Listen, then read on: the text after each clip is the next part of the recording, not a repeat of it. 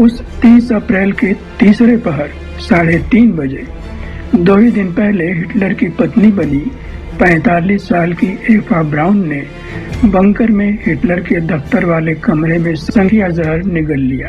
उसी क्षण हिटलर ने भी 7.65 मिलीमीटर की नली वाली अपनी पिस्तौल को दाहिनी कनपट्टी पर रखकर अपने सिर में गोली मार ली। उसका निजी सेवक हाइंस लिंगे कुछ ही मिनट बाद कमरे में आया, दोनों शवों को कंबलों में लपेटा और नाजी पार्टी के 2 सैनिकों की मदद से चांसलर कार्यालय के लॉन में ले जाकर जला दिया। दोनों शवों को अधिकतम जलाने के लिए खूब पेट्रोल भी उड़ेला गया। बम गिरने से बंकर के पास ही बने एक गड्ढे में डालकर दफना दिया गया।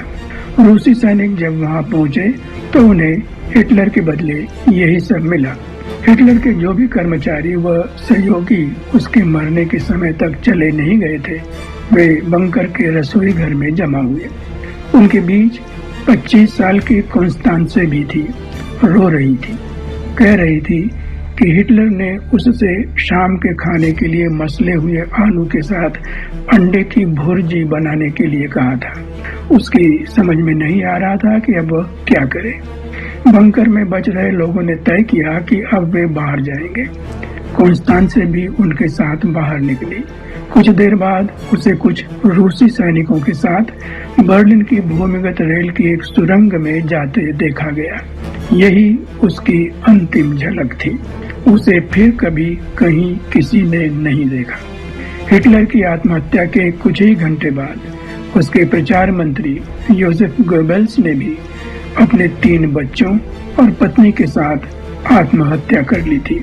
जर्मन सेना की सर्वोच्च कमान ने हिटलर की मृत्यु का समाचार अगले दिन 1 मई को दिया। जर्मन रेडियो के हैम्बर्ग स्टेशन से प्रसारित यह समाचार भी झूठ की पराकाष्ठा था। जर्मनी में हिटलर को उस समय हमेशा फ्यूरर यानी नेताजी कहा जाता था। रेडियो पर प्रसारित समाचार में कहा गया, फ्यूरर के मुख्यालय से खबर आई है कि हमारे Führer Adolf Hitler rice chancellor कार्यालय में स्थित अपने कमान केंद्र में बोल्शेविकों अर्थात रूसी कम्युनिस्टों के विरुद्ध अंतिम सांस तक लड़ते हुए आज तीसरे पहर वीर गति को प्राप्त हुए। अगले दिन यानी 2 मई को बर्लिन शहर पर रूसी सेना का कब्जा हो गया। किंतु हिटलर की आत्महत्या के साथ ही यह कहानी खत्म नहीं हो जाती। 30 अप्रैल 1945 के कई दशक बाद तक अफवाहें उड़ती रहीं, दावे होते रहे कि हिटलर जिंदा है। उसका कट्टर शत्रु सोवियत रूसी तानाशाह योसेफ स्टालिन भी ऐसी अफवाहों और दावों को हवा दिया करता था। सोवियत गुप्तचर सेवा KGB को ही नहीं, अमेरिकी गुप्तचर सेवाओं CIA और FBI को भी लंबे समय तक यही लग रहा था कि अपने कई अन्य ऊंचे अधिकारियों और साथियों की तरह ही हिटलर भी सबको चकमा देकर कहीं न कहीं भाग गया होगा। इन एजेंसियों की फाइलों में सैकड़ों कथित प्रत्यक्षदर्शियों के बयान हैं, जिनमें दावे किए गए हैं कि हिटलर को कभी बर्लिन में ही एक विमान में चढ़ते देखा या फिर कभी फासिस्ट तानाशाह फ्रांको के स्पेन में देखा गया। ऐसे लोगों की संख्या सबसे अधिक है जिन्होंने हिटलर को लैटिन अमेरिकी देश अर्जेंटीना में देखने के दावे किए हैं। कुछ लोगों ने तो वहां हिटलर और उसकी पत्नी एवा ब्राउन दोनों को एक साथ देखने के दावे किए। इस बारे में अनेक पुस्तकें लिखी गई हैं और दर्जनों डॉक्यूमेंट्री फिल्में भी बनी हैं। 20 अप्रैल 1945 के दिन अपना 56वां जन्मदिन मनाने वाला हिटलर 10 दिन बाद यदि आत्महत्या का झूठा नाटक रचकर बच भी निकला हो, तब भी पिछले 77 वर्षों में निश्चित रूप से इस दुनिया से जा चुका होगा। यह भी सच है कि उसकी आत्महत्या के 11 वर्ष बाद जर्मनी में बेर्chtesgaden की एक अदालत ने लंबी सुनवाई के बाद 25 अक्टूबर 1956 को उसे वाकई मृत माना। हिटलर की मातृभूमि रहे जर्मनी के पड़ोसी देश ऑस्ट्रिया के एक वकील हेर्बर्ट एकस्टाइन ने 29 जुलाई 1952 को बेर्chtesgaden की अदालत में एक याचिका दायर की।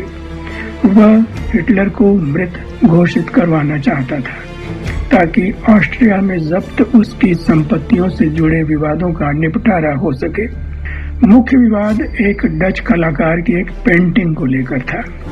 हिटलर ने उसे ऑस्ट्रिया के एक नागरिक पर दबाव डालकर सस्ते में खरीदा था। वह व्यक्ति पेंटिंग वापस चाहता था।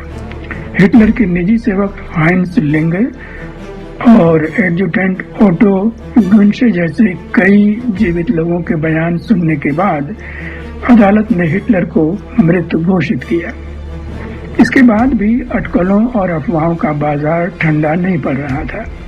फ्रांस के अनुरोध पर रूसी गुप्तचर सेवा FSB ने 2017 में फ्रांस के 5 फोरेंसिक वैज्ञानिकों की एक टीम को मॉस्को आकर वहां रखे हिटलर की खोपड़ी के टुकड़ों और जबड़े की जांच करने की अनुमति दी। फ्रांसीसी टीम मार्च और जुलाई 2017 में वहां गई। टीम ने पाया कि जांच के लिए उसे दी गई खोपड़ी की एक हड्डी में एक छेद था जो संभवतः किसी गोली से ही बना होना चाहिए, यानी हिटलर ने अपने सिर में गोली मारी रही होगी। टीम के प्रवक्ता फिलिप शार्लिए का कहना था कि मॉस्को में उन्हें जो दांत दिखाए गए वे भी हिटलर के ही होने चाहिए।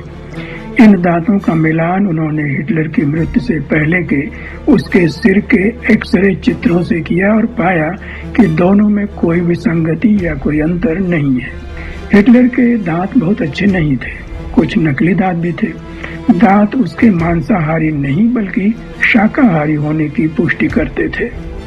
फिलिप शार्लियर का यह भी कहना था कि वे नहीं बता सकते कि हिटलर की मृत्यु जहर से हुई या गोली से।